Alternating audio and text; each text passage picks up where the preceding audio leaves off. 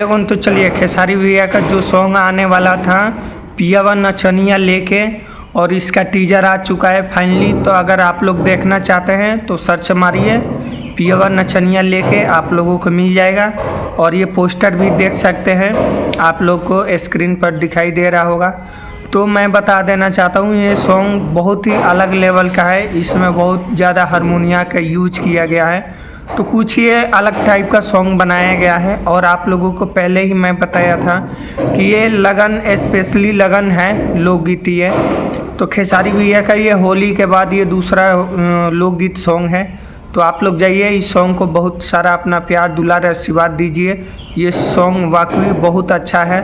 और ये song release हो रहा है आप लोगों के बीच कल 6:45 पे रिलीज होगा कल।